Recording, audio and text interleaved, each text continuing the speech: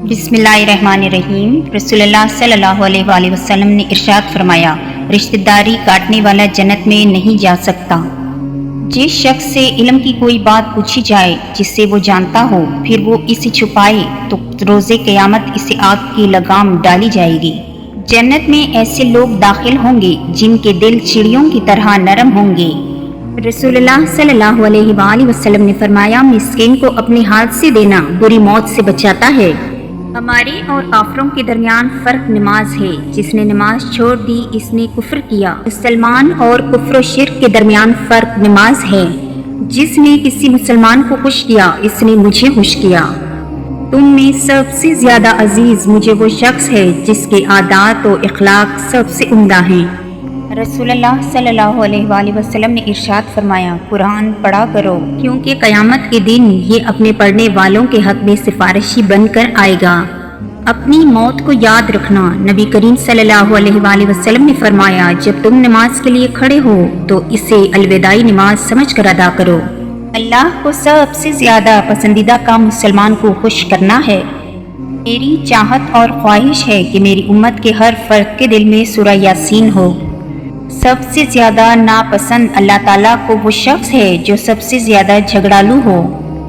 مومن اپنی خوش اخلاقی سے روزے دار اور رات کو قیام کرنے والے کا درجہ پا لیتا ہے۔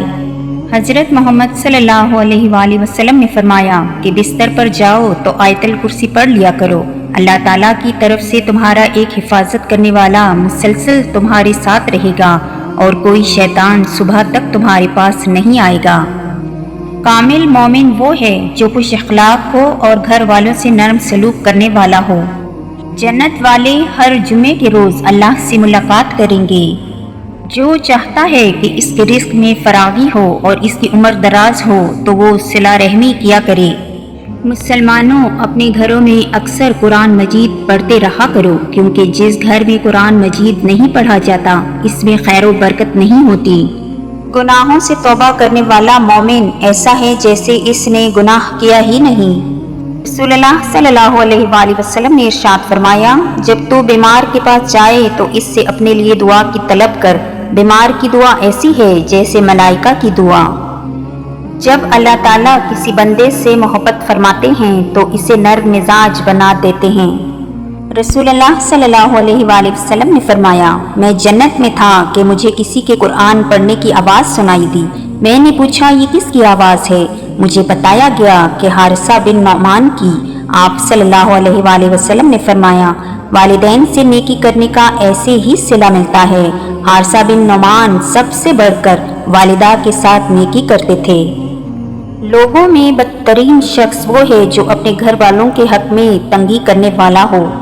ہر نماز دوسری نماز سے پہلے ہونے والی خطاؤں کو مٹا دیتی ہے۔ اپنی نیت کو ہر کھوٹ سے پاک رکھو۔ جو عمل کرو صرف اللہ کی خوشنودی کے لیے کرو تو تھوڑا عمل بھی تمہاری نجات کے لیے کافی ہوگا۔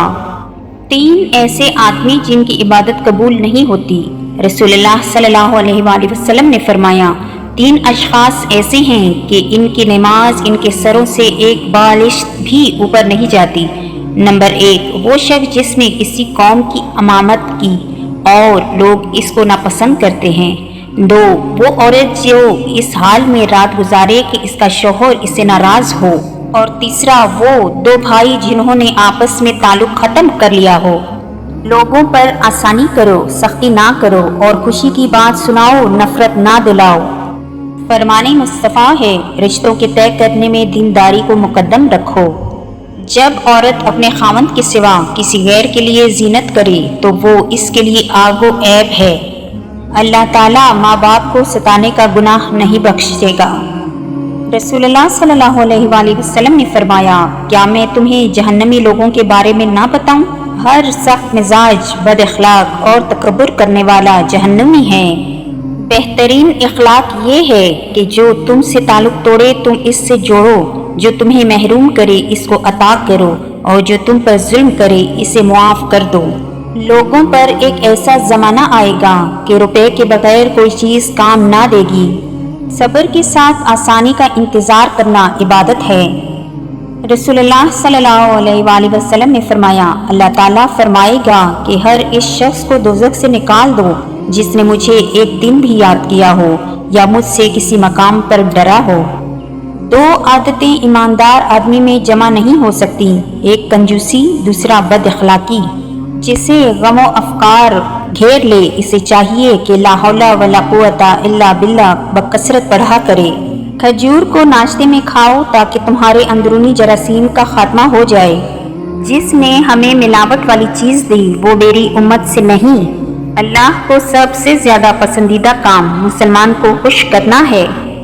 نبی کریم صلی اللہ علیہ وآلہ وسلم نے فرمایا، آدمی کے جھوٹا ہونے کے لیے بس یہی کافی ہے کہ وہ ہر سنی سنائی بات تحقیق کیے بغیر بیان کر دے۔ جو آدمی غصے کو پی جاتا ہے اور غصہ کرنے پر قادر بھی ہوتا ہے، خدا اس کے دل کو ایمان سے بھر دیتا ہے۔ تم صبح اور شام کو 3 مرتبہ سورہ اخلاص، سورہ الفلق اور سورۃ الناس پڑھو، یہ تمہیں ہر چیز سے کافی ہو جائے گی۔ صبح سویرے کام شروع کرنا۔ نبی کریم صلی اللہ علیہ وآلہ وسلم نے ارشاد فرمایا، میں نے اللہ تعالیٰ سے دعا کی کہ یا اللہ میری امت کے لیے اس کے سویرے کے کاموں میں برکت عطا فرما۔ حدیث مبارکہ ہے، وعدہ ایک طرح کا قرض ہے، کم بختی ہے اس کی جو وعدہ کرے پھر اس وعدے کے خلاف کرے۔ دعا پریشان دل کو سکون پہنچانے کے لیے بہترین دعا۔ رب اشرح لی صدری ویسر لی امری۔ ترجمہ، اے میرے پروردگار میرا سینہ کھول دیجئے اور میرے کام کو آسان کر دیجئے۔